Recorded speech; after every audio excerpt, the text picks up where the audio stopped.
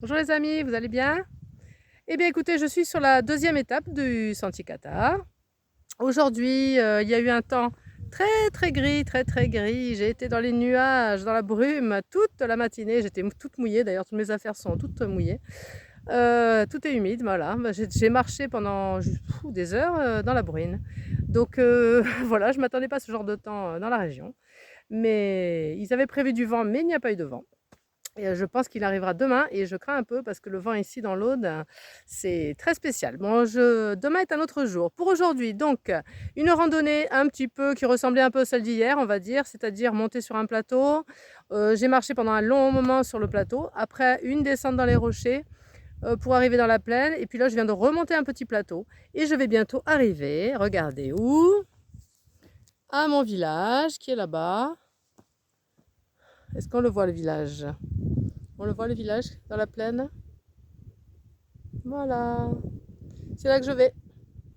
Donc là, ce village, c'est d'Urban-Corbière. J'essaie de ne pas écorcher les noms parce que j'ai vraiment cette manie de tout changer les mots, changer tous les noms des villages. Ça, c'est une manie que j'ai pris déjà quand j'étais sur le chemin de Compostelle. Et je vois que je continue sur le sentier Qatar.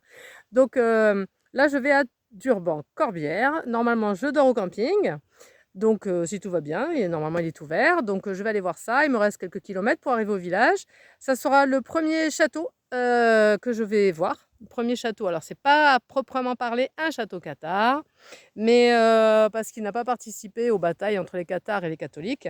Mais bon, ça fait rien. Ça sera mon premier petit château moyenâgeux du sentier Qatar. Donc ça sera très sympa. Donc voilà, rien de particulier sur cette étape. Il y a beaucoup de pistes quand même, beaucoup de pistes, de chemins plats. Donc de temps en temps, il y avait des sentiers. Bon, mais quand même, ah ouais, j'ai posé mon sac pour faire la vidéo. Parce que je commence à en avoir un petit peu marre du sac. Voilà, bon, pourtant, j'ai pas tant marché, mais les premières étapes, c'est toujours les plus dures. Donc je me suis dit tiens, je vais faire une petite pause et puis je vais faire une petite vidéo pour vous raconter l'étape du jour. Donc bah écoutez, j'ai bien dormi au gîte à Roquefort-Corbière. Et bon, c'était spartiate hein, quand même, mais bon, ce matin je suis partie, mais intelligente comme je suis, j'avais oublié de donner le chèque que je devais mettre dans la boîte aux lettres de la mairie. Donc bah, je m'en suis rappelé que quand j'ai commencé à sortir du village en fait. Donc je suis revenue, j'ai fait au moins 800 mètres, repartie sur le sentier. Bon enfin voilà quoi. J'ai perdu un peu de temps avec ça. Et ensuite j'ai aussi marché un peu plus aujourd'hui que le sentier pur. Parce que j'ai fait un petit aller-retour pour aller voir les bornes milliaires.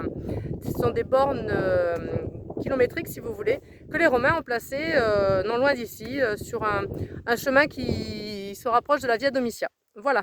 Donc j'ai voulu passer les voir et je suis allée les voir. Je suis contente parce que j'avais jamais réussi à faire la randonnée de Roquefort-Corbière qui passe justement par ces bornes romaines, donc bornes milliaires. Voilà. Au début, je croyais que c'était militaire, mais non, c'est milliaire.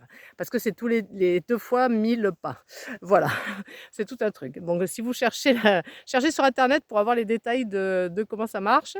Voilà, donc écoutez, voyez les paysages. Aujourd'hui, bon, heureusement, là, les nuages se sont un peu levés parce que toute la matinée, je les avais là. Hein. D'ailleurs, mes cheveux ont été mouillés toute la journée, donc voilà, ils sont tout aplatis.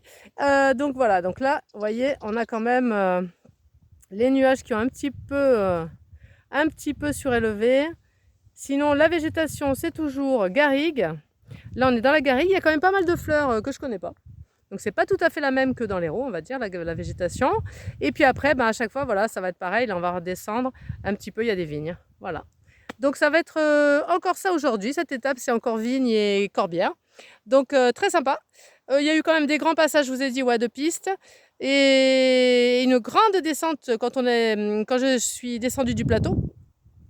Mais pas très difficile, donc ça va, il n'y avait pas de difficulté technique sur cette étape. Voilà, je n'ai croisé personne, et toujours pas de randonneur, ben non, peut-être à cause de la météo, je ne sais pas.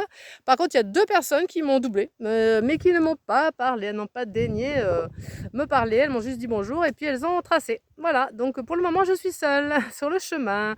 Je vous dis à demain pour la suite de l'aventure. Ce soir, camping à Durban-Corbière et j'espère que ça va aller, qu'il ne va pas pleuvoir. Allez, je vous dis à demain. N'oubliez pas de liker, de laisser un commentaire, de vous abonner à ma chaîne, d'aller voir les photos sur ma page Facebook Zabeth sur les chemins. Et je vous dis à demain. Ciao, ciao, ciao!